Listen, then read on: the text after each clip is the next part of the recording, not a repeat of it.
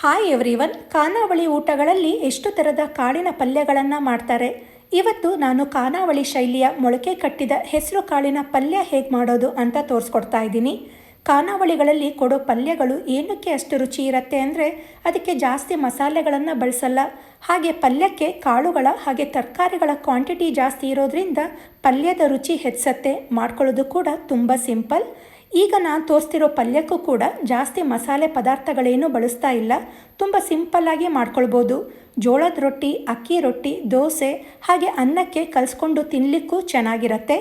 ಹಾಗಿದ್ರೆ ಬನ್ನಿ, ಆರೋಗ್ಯಕರವಾದ ತುಂಬ ಸಿಂಪಲ್ಲಾಗಿ ಮಾಡ್ಕೊಳ್ಬೋದಾದ ಮೊಳಕೆ ಕಟ್ಟಿದ ಹೆಸರು ಕಾಳಿನ ಪಲ್ಯ ಮಾಡೋದಕ್ಕೆ 1 ಬೌಲಷ್ಟು ಚೆನ್ನಾಗಿ ಮೊಳಕೆ ಬಂದಿರೋ ಹೆಸರು ಕಾಳನ್ನು ತೊಗೊಂಡಿದ್ದೀನಿ.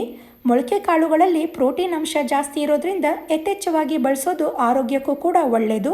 ಒಂದು ಸಮಯ ಮೊಳಕೆ ಕಾಳು ಇಲ್ಲ ಅಂದರೆ ಗಟ್ಟಿ ಹೆಸರು ಕಾಳನ್ನು ಕೂಡ ಕುಕ್ಕರ್ನಲ್ಲಿ ಬೇಯಿಸಿ ಈ ರೀತಿ ಪಲ್ಯ ಮಾಡ್ಕೊಳ್ಬೋದು. ಈಗ ಈ ಮೊಳಕೆ ಕಾಳನ್ನು ಕುಕ್ಕರ್ಗೆ ಹಾಕಿದ್ದೀನಿ. ಹಾಗೆ ಹೆಚ್ಕೊಂಡಿರೋ ಒಂದು ಆಲೂಗೆಡ್ಡೆನೂ ಕೂಡ ಸೇರಿಸ್ಕೊಳ್ತಾ ಇದ್ದೀನಿ. ಆಲೂಗೆಡ್ಡೆ ಬೇಡ ಅನ್ನೋರು ಬರೀ ಹೆಸರು ಕಾಳಿಂದನೂ ಈ ಪಲ್ಯನ ಮಾಡ್ಕೊಳ್ಬೋದು. ನಂತರ ಕಾಳಿಗೆ ಹಿಡಿಯೋಷ್ಟು ಉಪ್ಪು ಮತ್ತು ಸ್ವಲ್ಪ ಅರಿಶಿಣ ಹಾಗೆ ಕಾಳು ಮುಳುಗುವಷ್ಟು ಮಾತ್ರ ನೀರನ್ನು ಹಾಕಿ 1 ವಿಷಲ್ ಕೂಗಿಸ್ಕೊಳ್ಬೇಕು. ಮೊಳಕೆ ಕಟ್ಟಿದ ಹೆಸರು ಕಾಳು ಬೇಗ ಬೆಂದೋಗ್ಬಿಡತ್ತೆ. ಅದರಿಂದ 1 ವಿಷಲ್ ಸಾಕು. ಈ ಕಾಳು ಬೇಯೋಷ್ಟರಲ್ಲಿ ಒಂದು ಜಾರ್ನಲ್ಲಿ ಖಾರಕ್ಕೆ ಬೇಕಾದಷ್ಟು ಹಸಿಮೆಣಸು, ಒಂದು 6 ರಿಂದ 8 ಬೆಳ್ಳುಳ್ಳಿ ಎಸಳು ಹಾಕಿ ತರಿಯಾಗಿ ಗ್ರೈಂಡ್ ಮಾಡಿ ಇಟ್ಕೊಳ್ಳಿ. ನೀವು ಬೇಕಾದರೆ ಇದನ್ನು ಕುಟ್ನೆಯಲ್ಲೂ ಜಜ್ಜಿ ಇಟ್ಕೊಳ್ಬೋದು. ಈಗ ಒಂದು ಕಡಾಯಿಯಲ್ಲಿ 3 ಟೇಬಲ್ ಸ್ಪೂನಷ್ಟು ಎಣ್ಣೆ ಕಾಯಿಸಿ, ಎಣ್ಣೆ ಕಾದ್ಮೇಲೆ ಅರ್ಧ ಟೀ ಸ್ಪೂನ್ ಸಾಸಿವೆ, ಅರ್ಧ ಟೀ ಸ್ಪೂನಷ್ಟು ಜೀರಿಗೆ, ತುಂಡು ಮಾಡ್ಕೊಂಡಿರೋ 2 ಒಣಮೆಣಸು ಹಾಕಿ ಒಂದು 30 ಸೆಕೆಂಡ್ ಫ್ರೈ ಮಾಡ್ಕೊಳ್ಳೋಣ. ನಂತರ ಇದಕ್ಕೆ ಹೆಚ್ಕೊಂಡಿರೋ 2 ಈರುಳ್ಳಿ, ಸ್ವಲ್ಪ ಕರಿಬೇವು ಹಾಕಿ ಫ್ರೈ ಮಾಡ್ಕೊಳ್ಬೇಕು. ಈರುಳ್ಳಿ ಎಲ್ಲ ಚೆನ್ನಾಗಿ ಫ್ರೈ ಆದಮೇಲೆ ಹೆಚ್ಕೊಂಡಿರೋ 2 ಟೊಮ್ಯಾಟೊ ಮತ್ತು ರುಚಿಗೆ ತಕ್ಕಷ್ಟು ಉಪ್ಪನ್ನು ಹಾಕಿ ಟೊಮ್ಯಾಟೊ ಫುಲ್ ಸಾಫ್ಟ್ ಆಗೋ ತನಕ ಫ್ರೈ ಮಾಡ್ಕೊಳ್ಳೋಣ. ಕಾಳು ಬೇಯಿಸೋಬೇಕಾದ್ರೂ ಉಪ್ಪನ್ನು ಹಾಕಿದ್ವಿ. ಈಗ ಮಸಾಲೆಗೆ ಹಿಡಿಯೋಷ್ಟು ಉಪ್ಪನ್ನು ಹಾಕಿದ್ದೀನಿ. ಈಗ ಟೊಮ್ಯಾಟೊನೂ ಕೂಡ ಫುಲ್ ಸಾಫ್ಟ್ ಆಗಿದೆ. ಈಗ ಇದಕ್ಕೆ ತರಿಯಾಗಿ ಗ್ರೈಂಡ್ ಮಾಡಿಕೊಂಡ ಹಸಿಮೆಣಸು ಬೆಳ್ಳುಳ್ಳಿ ಪೇಸ್ಟ್ ಹಾಕಿ ಹಸಿಮೆಣಸು ಬೆಳ್ಳುಳ್ಳಿದು ಹಸಿ ವಾಸನೆ ಹೋಗೋ ತನಕ ಫ್ರೈ ಮಾಡ್ಕೊಳ್ಬೇಕು. ಈ ಪೇಸ್ಟೇ ಈ ಪಲ್ಯಕ್ಕೆ ಒಳ್ಳೆ ಟೇಸ್ಟ್ ಕೊಡೋದು.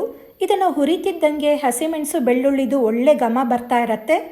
ಇದು ಫ್ರೈ ಆದಮೇಲೆ ಒಂದು 1/4 ಟೀ ಸ್ಪೂನಷ್ಟು ಅರಿಶಿಣ, ಅರ್ಧ ಟೀ ಸ್ಪೂನ್ ಕೊತ್ತಂಬರಿ ಪುಡಿ ಹಾಗೆ 1 ಟೇಬಲ್ ಸ್ಪೂನಷ್ಟು ಸಾಂಬಾರು ಪುಡಿ ಹಾಕ್ಕೊಂಡು ಒಗ್ಗರಣೆ ಜೊತೆ ಮಿಕ್ಸ್ ಮಾಡ್ಕೊಳ್ಬೇಕು.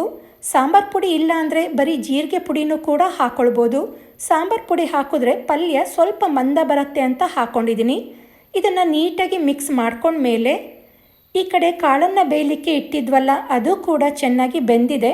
ನೋಡಿ, ಜಸ್ಟ್ 1 ವಿಷಲ್ ಕೂಗಿಸಿದ್ದಕ್ಕೆ ಕಾಳು ಸಾಫ್ಟಾಗಿ ಬೆಂದಿದೆ. ತುಂಬ ವಿಷಲ್ ಕೂಗಿಸಿ ಕಾಳು ತುಂಬ ಸಾಫ್ಟ್ ಆದ್ರೂ ಪಲ್ಯ ರುಚಿ ಚೆನ್ನಾಗಿರಲ್ಲ. ಈಗ ಈ ಕಾಳನ್ನು ನೀರಿನ ಸಮೇತ ಒಗ್ಗರಣೆಗೆ ಹಾಕೊಳ್ಳೋಣ. ಹಾಗೆ ಇದ್ರ ಜೊತೆಗೆ ತುರಿದಂಥ ಫ್ರೆಶ್ ಕಾಯಿ ತುರಿ ಮತ್ತು ಕೊತ್ತಂಬರಿ ಸೊಪ್ಪನ್ನು ಹಾಕಿ ಈ ಮಸಾಲೆ ಜೊತೆ ಚೆನ್ನಾಗಿ ಹೊಂದ್ಕೊಳ್ಳೋ ಹಾಗೆ ನೀಟಾಗಿ ಮಿಕ್ಸ್ ಮಾಡ್ಕೊಳ್ಬೇಕು. ಈ ಮಸಾಲೆ ಎಲ್ಲ ಕಾಳಿನ ಜೊತೆ ಚೆನ್ನಾಗಿ ಹೊಂದ್ಕೊಳ್ಳೋ ತನಕ ಒಂದು 8 ರಿಂದ 10 ನಿಮಿಷ ಲಿಡ್ ಕ್ಲೋಸ್ ಮಾಡಿ ಕುದಿಲಿಕ್ಕೆ ಬಿಡೋಣ. ಒಂದು 10 ನಿಮಿಷದ ನಂತರ ಪಲ್ಯ ಚೆನ್ನಾಗಿ ಕುದ್ದಿ ಸ್ವಲ್ಪ ಮಂದ ಆಗಿರುತ್ತೆ. ಕಾಳಿನ ರುಚಿಯೆಲ್ಲ ಪಲ್ಯ ತುಂಬ ಹರಡಿರುತ್ತೆ. ಈಗ ತುಂಬಾ ರುಚಿಯಾದಂಥ ಖಾನಾವಳಿ ಶೈಲಿಯ ಮೊಳಕೆ ಕಟ್ಟಿದ ಹೆಸರು ಕಾಳಿನ ಪಲ್ಯ ರೆಡಿಯಾಗಿದೆ. ತುಂಬಾ ಸಿಂಪಲ್ಲಾಗಿ ಮಾಡ್ಕೊಳ್ಬೋದು. ಎಷ್ಟು ಸಿಂಪಲ್ಲಾಗಿ ಮಾಡ್ಕೊಳ್ಬೋದು, ರುಚಿನೂ ಕೂಡ ಅಷ್ಟೇ ಚೆನ್ನಾಗಿರುತ್ತೆ.